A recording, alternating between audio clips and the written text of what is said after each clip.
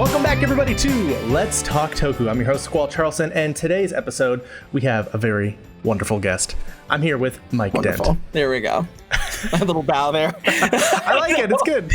Yeah. Let's see. Oh, now since I'm on here, I have to do the my traditional intro, which is so hey guys, Mike Dent here. Also, great stage equal head of master 72 trying to space the no, sorry. I have this. It's a thing from my podcasting days. I have these like ridiculous stream of titles, which is like great sage equal of heaven, master 72 giant transformations, hot blood everlasting, the invincible dream of flames, the most dangerous thing to be on a Saturday. You know, like this whole thing. So anytime I'm on a show, like people demand that I do that. So it's like Mike Dent, and then there's like a pause, and I'm like, oh, fine, Mike Dent, great sage equal of heaven, master 72 divine transformations, hot blood everlasting. And it just trails off into gibberish. It's like one of those like infomercials for like a new medication where it's just got, you know, the wave of text kind of comes with it. So Mike, tell us about yourself. If somebody watching who may not be familiar with you, your work, or anything that you've done so far in the fandom, can you kind of give us a rundown of who you are in the fandom? Yeah, so where people might know me from, there's a lot. Let's see. One of the big feathers in the cap, one of the original co-founders of the TokuSHOUTsu Network, designed the logo as well as the original motion graphic sequence. It's one of my proudest babies. I also am one of the, let's see, well, there's a lot of podcasts, so I can't say one of the. Let's see, I've done the podcasts R5 Central, Friday Ace for Otaku USA Magazine, which I also wrote for a number of years and had a tokusatsu column in there for a year and some change. I also was a co-host on HJU Radio on Henshin Justice, if anybody remembers that. Oh, yeah. And then a couple episodes of Ranger Cast, and then a whole bunch of other podcasts. Shout out to my good buddy Paul Chapman. The greatest movie ever. The thing that people know me for nowadays is Vintage Henshin, which is my little project chronicling all sorts of classic tokusatsu media. So like movies, TV shows, things like that, and really trying to give them the love and attention they deserve. It's a really wonderful page. I want everybody here watching to go check it out. Go look at a couple of his videos because they are really well put together. They're really informative, and it's literally everything I think that anybody who gets into like tokusatsu YouTube wishes their content was on par with. Oh, jeez. So in a way, I'm a little jealous, but... oh, here we go. This is it. This is the ulterior motive. He's going to take me out, everybody. Document this episode. If I disappear after this... We're going to cut this part. It's really funny because I actually knew about you by name before I ever talked to you or met you or anything, because I actually came into the Tokusatsu Network, I believe, around the time that you left. And so I took over a lot of the responsibilities that you had, where TokuNet, we would, interview Japanese guests. We would, put videos up on the YouTube channel. And the YouTube channel was kind of this little small thing that had reach, but we came in and I started editing, doing videos. We did like a live, show every week, and it just immediately grew and was really cool to see that happen kind of like over the course of like a month or two. It was wonderful. Ever since I've seen you and all your other stuff, like I remember seeing your Spider-Man Homecoming. Oh, that's the other thing edit. people may know before. Yeah. And I was like, wait, is that the same Mike? Nah, that has to be. Yeah. I brought you on the show, Mike, because we are going to talk about something that's been a little bit of an interesting topic with the show and with the fandom. Something that I am very, very inexperienced with, which I'm getting better. I'm watching and I'm learning more, but we are going to talk about Ultraman. Mm-hmm. And Ultraman, to me, was this show that I had no way of accessing from the time that I originally entered the fandom. I found a DVD set of the original series from Mill Creek on DVD in like a Walmart like $5 bin. I was gonna say, was that the original one with the sleeves there, or was that like where it's like his side profile? Oh boy. I watched that and it was really good, and I tried to find others, but at the time, like 2008 or 9-ish, like there wasn't really a lot of hope for me out there. But now, like, to look at everything that has come out and to kind of be getting back into tokusatsu, through doing the show, through talking to people who were like, we had like Matt Frank on who talked to me about Godzilla. And then I, went and watched like 4 Godzilla films. Nicely done. Koichi Sakamoto in here, who's just explaining like sort of this lineage of Power Rangers and how he came in and like sort of was shaped into this producer role, and how you can really kind of see the whole thing kind of uptick and then take that sort of creative side to Japan and doing everything that he did over there. So I want you to explain to me, to kind of explain to anybody else who might be in the same boat, because there's a lot of Kamen Rider fans out there, especially with everything that Shout Factory's doing. Huge amount of Super Sentai fans because of Power Ranger. And I feel like Ultraman, while it does, you know, kind of take that top spot as the OG tokusatsu that really kind of kickstarted everything, there's not as big of a fandom as I feel those other two. But I feel that because of everything like with Mill Creek. But why Ultraman?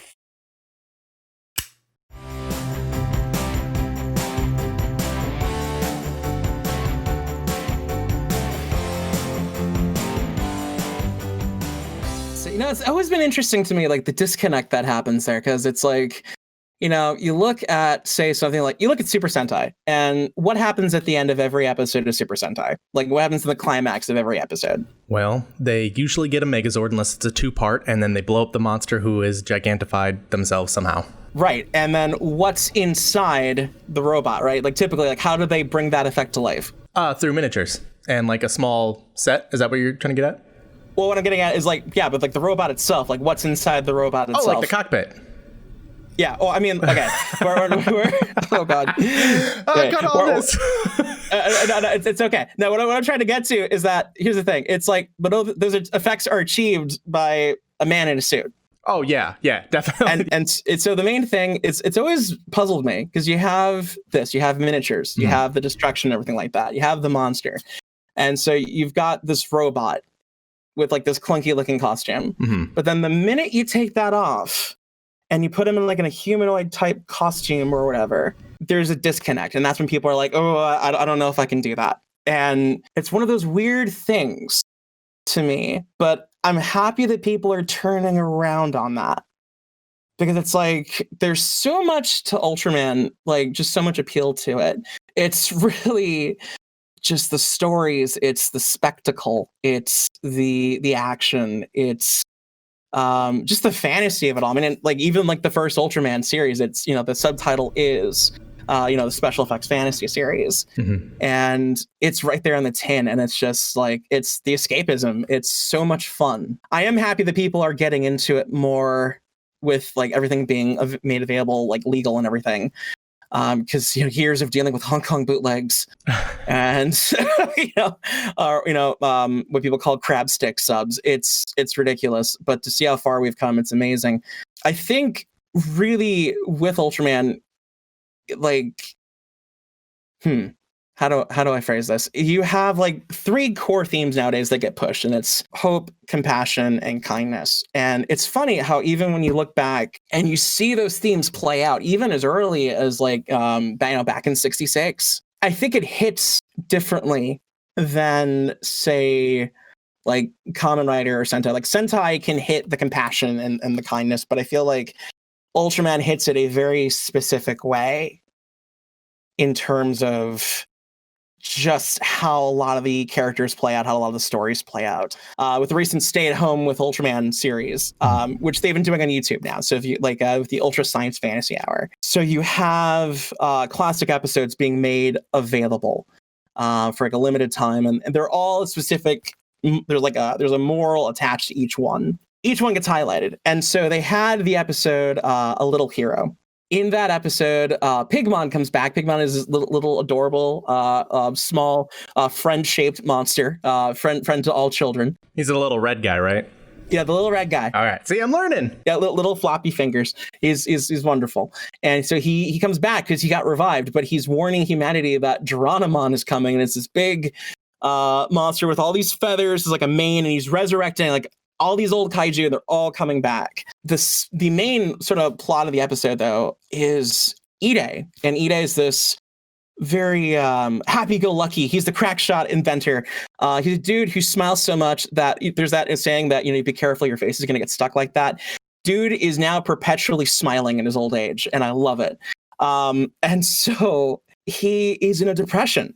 And the main thing is that he's like just completely down to the dumps, because it's like, you know, finally at 30 episodes or 30 episodes and some change, it's like finally the toll of Ultraman always saving the day hits him, because he feels like, you know, the Science Patrol, we don't contribute anything. Mm-hmm. And so he's like at this point where he is like even like yelling out to Ultraman to show up to save the day, because he feels like he can't do anything. And by the end of the episode, he effectively gets shaken out of the depression and reminded like he is good enough, he is amazing on his own, and he shouldn't like you don't have to rely on him, because you can do just as much good. You're fighting alongside of him. And dude manages to land this amazing like sucker punch of a maneuver with this new invention. And it's this great moment that it didn't strike a chord with me when I first watched it, and the way that it did then, because I think having the moral attach also helped. Mm-hmm. But I think by and large, it was just the fact that like seeing him come out of depression like that, you know, and it being relatable. Like I'm diagnosed with like major depression disorder, and so like seeing that moment of him realizing and coming to terms with the idea of like he's enough, he's valid, and that he can do just as much good on his own. That struck a really huge chord with me. Like I got a little weepy when I watched that, as will happen when you watch a lot of other Ultraman episodes, because there's a running joke with fandom where it's like, oh, this is great. Get ready to get your heart ripped right out, because there are some episodes that will make you just sob ugly. Compared to Rider, where it's like, I mean, you'll have the emotional moments, but it feels more like it's not as like say permanent when like, you know, characters like die or whatever. So you're saying like Ultraman is like more substance to those moments. Exactly. Like I feel like there's more attention. I feel like there's a greater weight when something happens. I mean, granted, there are some moments of wackiness in the 70s in the classic era. And so for those playing at home, the classic era is everything from Ultra Q to Ultraman 80. When you look at that, it's like, yeah, there's some moments of wackiness. Like, you know, like Ultra Father, you know, gets whacked, like saving his children in Ultraman Ace or whatever. But then comes back a couple episodes later and he's Santa Claus.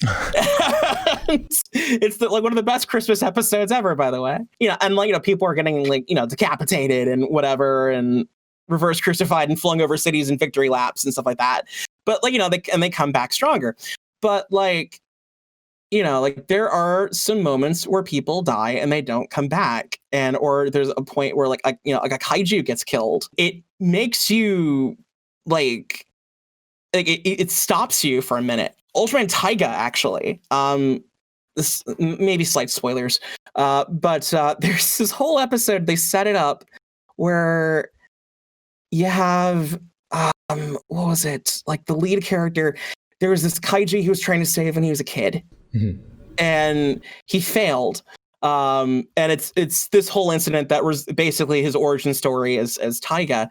He's reunited with that monster like when he's older, and he gets through to him, and it looks like there's a moment where he can be saved, and then the villain of the week shows up, and then he's beating the snot out of Taiga. Finally, in this like this desperate moment, the kaiju runs in and just jumps in front of the beam, and then just, you know, and gets killed right there. And I think I was watching it live with a bunch of friends, and we were all like, "No!"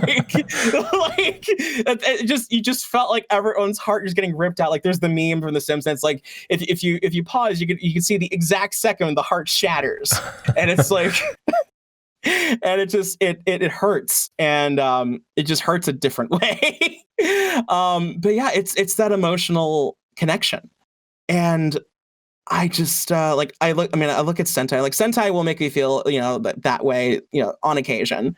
But like, I don't think I've ever had my heart ripped out the way that it does whenever I watch like more recent Ultraman shows. Like it just, you have to understand that the spectacle was largely done for kids. Mm-hmm. And the thing is, Eiji Tsuburaya loved kids. Of course. Loved kids. And he was all about entertaining the heck out of them. So like there's an anecdote where I forget which Godzilla movie it was, but they were like, they wanted to have a thing where like Godzilla would bleed and from like an attack or something like that. And he vetoed it. He's like, it's like, do you think like kids really want to see that? You know? Yeah, that's their hero. Yeah, exactly. And then of course later movies, they're like, hey, guess what? He's not looking. Bleed out. You know, God, Gigan. Ugh. When it comes to that, it's, you know, like it's that suspension of disbelief, and I think that's another little bit of an attribute that I love about Ultraman, because it feels a bit more grounded in some respects. Like the 70s, there's still intricate miniature work, and there's some amazing sequences. Leo, the first 2 episodes where you have Tokyo being hit by this torrential downpour and like the tsunamis coming in and everything. And you have, you know, Leo fighting in slow motion against like the monsters and everything like that. It's these amazing sequences. And it gets better, you know, like even further on. I mean, but even back then it was good. Like you look at any episode or specific episodes of Ultraman where it's like there's some very iconic imagery, but I really want to give some brief attention to one of the people responsible for that, a guy by the name of Akiyoji Soji, and he is an auteur in every sense of the word. He had a connection to the Japanese new wave of cinema, and which in turn was spinning out of the French wave of new cinemas like Jean-Luc Godard and all that. And so he brought to the show these very avant-garde type images, and the stories would always take a hard left whenever he showed up. And it's so interesting because pretty much any episode he's touched has gone down as like iconic imagery. Like, for instance, a lot of like the framing of like the city against like a sunset and stuff like that, because that was Ultra 7, the targeted town. You have like, or any sort of weird framing where it's like you have your subjects like kind of like upper third like left, and then like framed by like maybe like scenery or like buildings or something like that, and there's like harsh shadows. A lot of that is, you know, mostly through him, and that DNA kind of carried through, especially when you get to the Return of Ultraman, which is just non-stop gorgeous cinematography from like pretty much from start to finish, and it just gets better and better.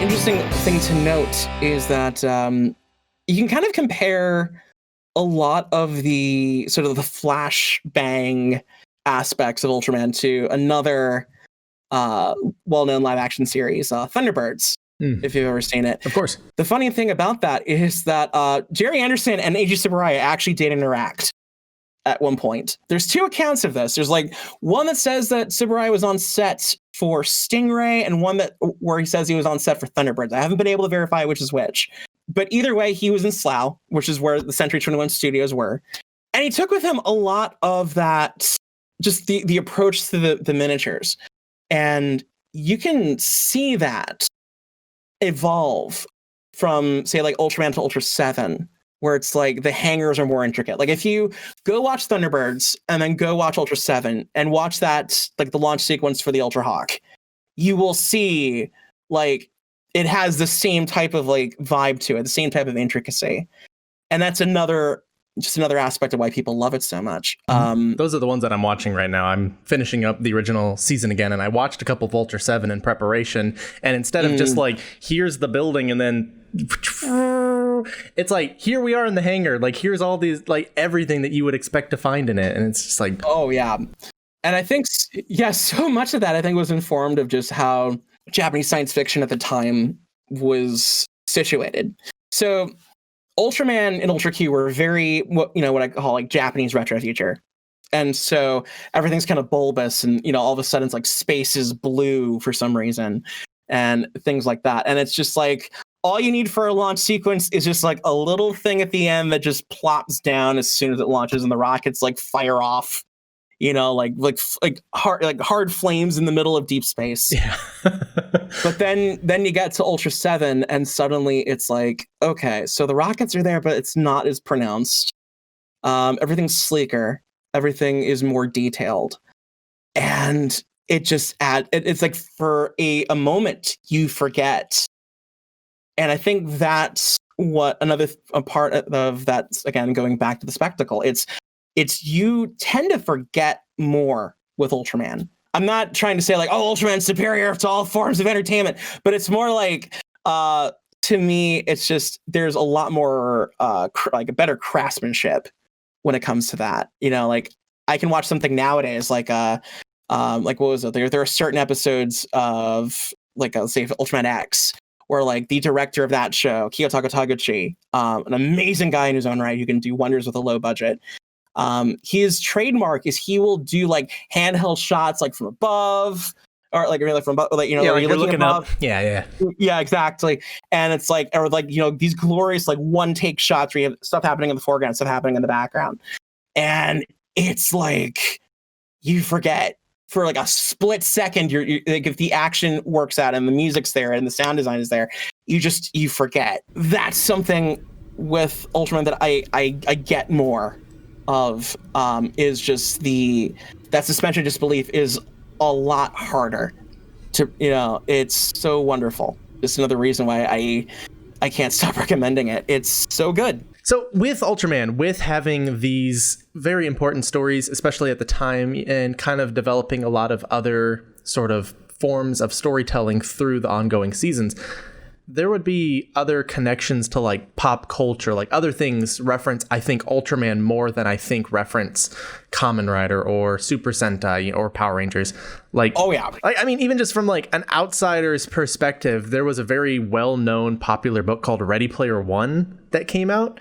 And I feel like almost anybody who read that book or picked up that book, when they bring up Ultraman towards the end, they're like, oh yeah, I know a little bit about Ultraman. And it was kind of like, you know, like a gauge, like a test the water sort of thing. And then you could really tell who was a real tokusatsu head because they would mention Leopardon and you're like, oh yeah, Japanese Spider-Man. I know exactly what that is. Goes over everyone else's head. Oh boy. Yeah, that book was that was interesting. Yeah, with the pop culture, it's I mean, it goes a little deeper than that.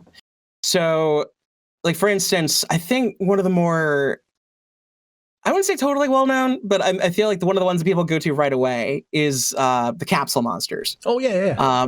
Yeah, Ultra 7, his whole thing was that he, you know, was this lone hero. He's maintaining this role as a peacekeeper, trying to masquerade as a human, but then also being, you know, the defender from M78. When it comes to those situations where he can't transform, because dude gets his transformation items stolen a lot. Mm-hmm. He's a sucker for a pretty face. It is a running gag. As most of the aliens who steal his stuff or kidnap him are mostly pretty women. So it happens. Yeah, you know, we've all been there. Yeah, he has his capsule monsters. And so it's a little packet. And so he has one of three monsters that he'll throw out at any moment. And so like these full-size kaiju that'll fight for him until they get the snot kicked out of him and they've bought him enough time, and then he can transform into Ultra 7 and save the day. You know, that sounds a little familiar though, doesn't it? Digimon. Yeah. No, it's Pokemon, isn't it? Like, yeah, Pokemon. Yeah, it's very much Pokemon. And it's so interesting to kind of see that come around. There's also a running joke with, what was it? Because with Ultra 7, he has 3 of the kaiju stored at any given time. So Agita, Wingdom, and Miracrus. And there's the joke is that there's the 4th capsule, because there's a 4th spot in the pouch that we never see used. That 4th pouch is often considered to be the holder for the human he takes over in the Heisei series. Like, literally, there's a whole point where he masquerades as him, and it keeps him inside a monster capsule in his pouch the whole time. So, like, anytime you look at like a listing, people will say, you know, Wingdom, Miracrus, Aguila, and then human disguise. Yeah, it's hilarious. All right, this has been bugging me. I gotta know what's the deal with the Gone with 60 Seconds poster behind you there. So funny story. We behind you, I have the original Ultraman poster that's iconic. You know, you can use that one as many times as you want. It's not really going to get old, but I only have 2 Ultraman posters right now. And the other one is Ultraman Orb, which I used in the episode that we filmed. That's going to air around the same time as this one. And I didn't want to reuse the same poster again and just throw it over here. So I went through, you know, my entire list of other posters that I had, and I found Gone with 60 Seconds, and I felt that this one would be appropriate because, like Nicolas Cage in this film, Ultraman also has a time limit. He has to defeat the kaiju and be gone in 60 seconds. No. Oh. Oh my god! I'm gonna refer you to my double here. Hold on a second. Just I'm gonna wander over this way and just let my friend just take over and just be like. So tell us, Mike, what do you know about?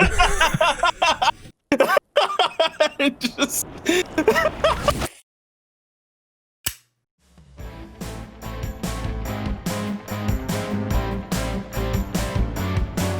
Over the years, what's become more apparent in terms of the pop culture connection, and it goes back to something I mentioned earlier with Akiuchi Soji, is that of Hideaki Anno, the creator of Neon Genesis Evangelion and the director for Nadia's Secret of Blue Water, and the director, of course, for Shin Godzilla.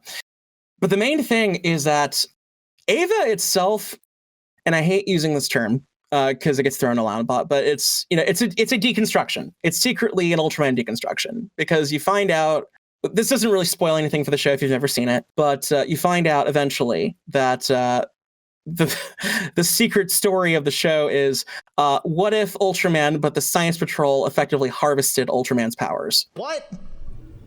Yeah. I was going to do a spit take there, but that's fine. I would have felt bad for your computer. So don't do that. Yeah, so that's, and like, it's so interesting to see it from that perspective. But also as you go through Eva, and if you have Ultra in the back of your mind, or the Ultra series in the back of your mind, you'll notice a lot of visual callbacks. So like there is certain shots in the show that are like mirror or homage shots in Ultraman. Or like Ultra 7, or even the Return of Ultraman is the big one, because Anno was a huge fan of that series, and frankly I don't blame him, to the point where like an Evangelion 2.2 or 2.0 rather, I keep calling it 2.22 because that was the remix that was released on Blu-ray, but yeah, 2.0 for the Rebuild series, they lean so hard on that Ultraman lever, like to the point where like Misato's car is basically the Mazda Cosmo that was used in Return of Ultraman for the matte vehicle. Like, it's ridiculous. There's a whole list of like those connections and stuff like that for that movie alone. But a lot of his visual playbook is taken from Akiuchi Soji. So if you watch those episodes of Ultraman that he directed specifically, so you got Pearl Oyster Defense Order, the Terrifying Space Rays, you've got My Home is Earth, Surface Destruction Maneuver, the Ultra Graveyard, it's or Monster Graveyard, excuse me, and those the Jamila episode alone, it's my favorite episode of the original series. But if you watch those episodes, and I know I missed one with the storytelling that I do want to point out is that there are other themes that will pop up, and I do want to give special attention to Ultra 7. I feel like I'm giving a lot of attention to Ultra 7 throughout this. So the thing about it is that it's got this kind of complex, I don't say complex narrative, but it's like there's a running theme of, there's a little bit of colonialism that runs through it. Like a little, so I kind of like liken also to like Manifest Destiny, because you have this idea that like mankind deserves, to conquer space and the sea and the land and whatever, and expand out to the universe. Like, we deserve this. And there are times where that kind of bites in the ass, unfortunately. Let's see. Hopefully that'll be my first bleep. But first of many. Yeah.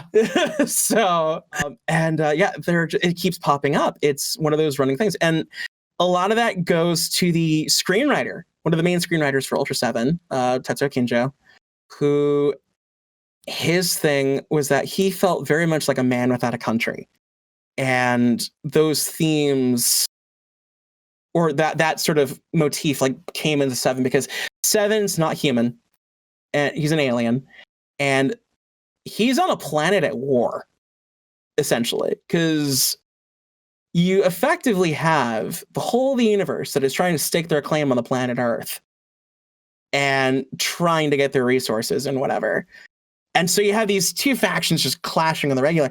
And 7's got to be a peacekeeper. 7 has to be like this on the side of the, the indigenous life. Well, the indigenous life keeps screwing up. So like you have the Dark Zone, where things seem like it's going to be different. Like there's an alien race that's actually going to be peaceful and on the level, and very much like, oh, we're going to be friends. It's like, oh, by the way, just to let you know, I'm part of a floating city in space. We have all this wonderful technology. We've kind of developed a fault, and if our planet or if our city collides with your planet, it's going to wipe it out. But it should be fine. You guys should have the technology to move it out of the way, right? And they're like, we don't have that kind of technology here. I'm like, what? You don't have gravity control by now? And suddenly it's this tense moment because it's like, okay, we have to warn this city that that they're in collision. We can evacuate you, but please, you have to respond. And there's like the tension throughout the episode of it's like, okay, are we going to have to start a war, in order to save the planet? I won't spoil the ending. It's one of my favorite episodes of the entire series. But you also have another episode that comes down the line where that whole idea of him protecting the indigenous life really gets challenged with the messenger of the non-malt. You have this boy who shows up one day and he says, like, you have to stop expanding into the sea. You're going to run afoul of the non-malt. The non-malt are the original people, the original Earthlings, before humanity drove them off. And at first you're like, oh, wait, no, that's not right. That's not true. There's always somebody who makes that claim. There's no way. There's no way. But the evidence starts to stack up. And there's some lines that are said at the end where it's like, it sounds an awful lot like a conqueror when they're triumphing, and stuff like that. And there's also like a mysterious underground city that gets destroyed at one point. And you're like, what was that even for? And you're like, does that tie into this episode? What's going on? And the Ultra Guard is not like entirely absolute either. They're not squeaky clean. And so you have 7 trying to be like, looking to his teammates, looking to the organization, like, you have to be better. And also trying to protect humanity from itself effectively. And I think that's really compelling. I think it really elevates that show. Like the quality of writing in Ultraman, it was always fast and loose. It was always fun. You didn't really have to think about it too much, but there were still like those episodes, like the Jisoji episodes, where all of a sudden it's like, wait a minute. Or you got like the Jamila episode where it's like Ide is faced with this concept of, oh God, we may have to take this person out. He's a mutated Earthling, and we're going to have to take him out. And he's essentially our predecessor. This could happen to us someday. And he's like wrestling with that. And it's really interesting. And then let's see, but then going from that, and then the last episode that I'll definitely bring up for sure is so we can move on from this. Sure. I feel like we're gonna go on for like 2 hours on this subject alone.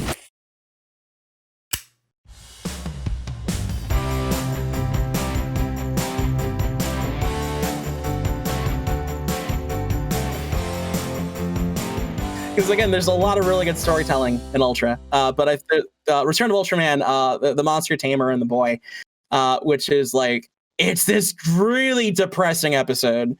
It's like constantly raining, and this boy is like ostracized from a local town because they think he's an alien, but it's really he's trying to help out an alien who's basically become a surrogate father figure.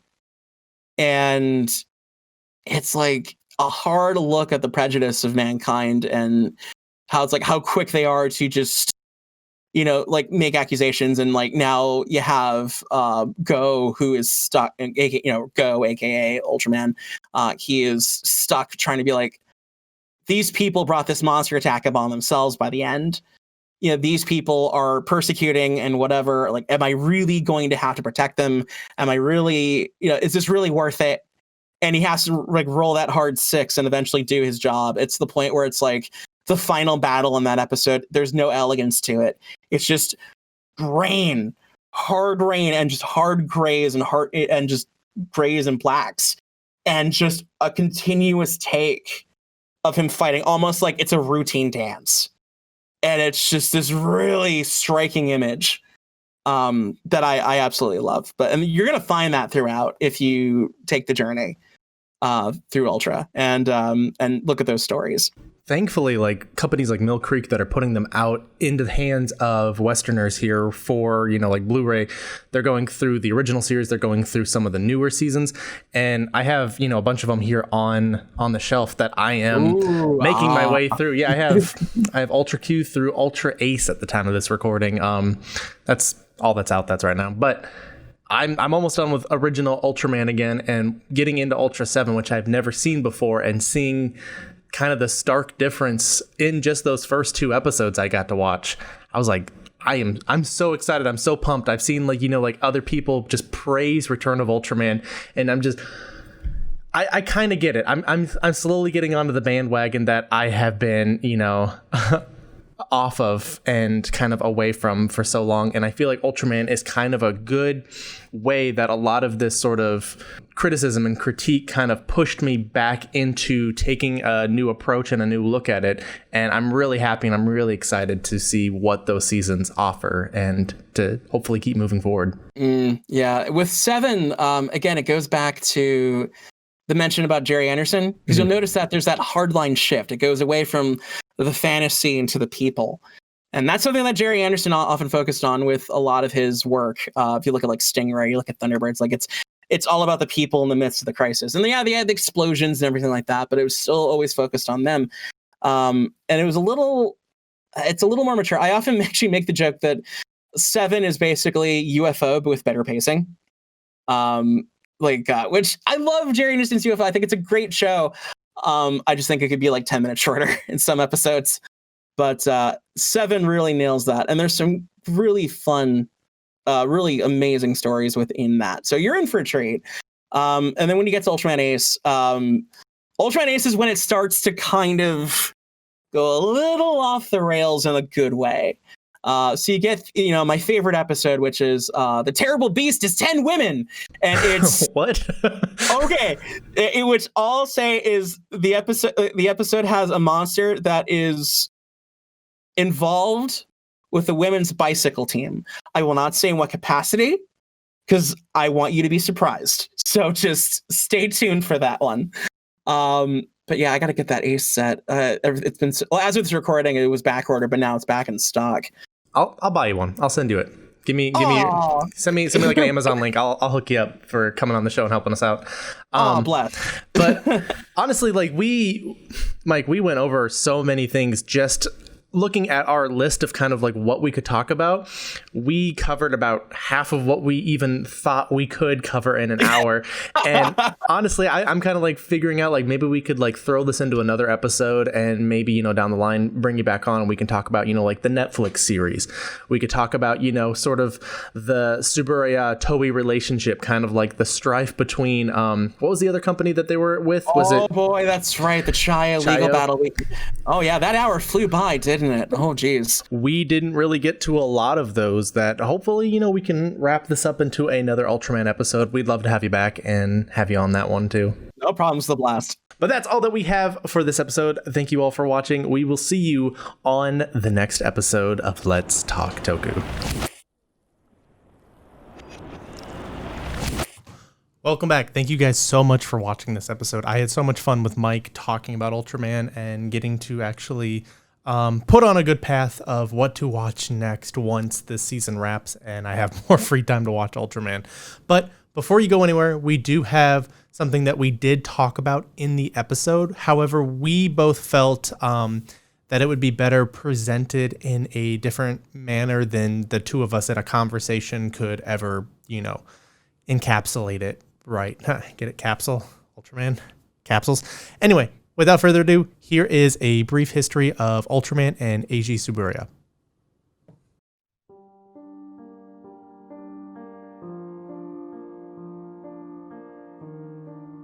Ultraman, a name that is well known in many pop culture circles and even in some outside. A show that has spanned for over half a century, the giant's adventures would spawn numerous television shows, theatrically released films, animations, and more merchandise than you can fit on a single Christmas list. Many shows we know and love today in the world of tokusatsu would simply not be the same without a man known as the God of Tokusatsu, Eiji Tsuburaya.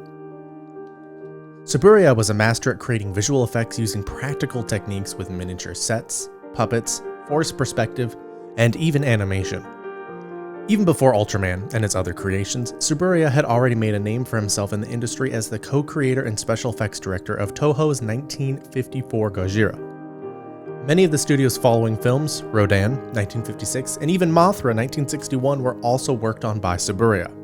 The continued success of these, what would later be referred to as kaiju films or monster films, established Tsuburaya and Toho at the top of the Japanese film industry. Eiji Tsuburaya would later launch his own company, Tsuburaya Productions, originally named Tsuburaya Visual Effects Productions, on April 12, 1963.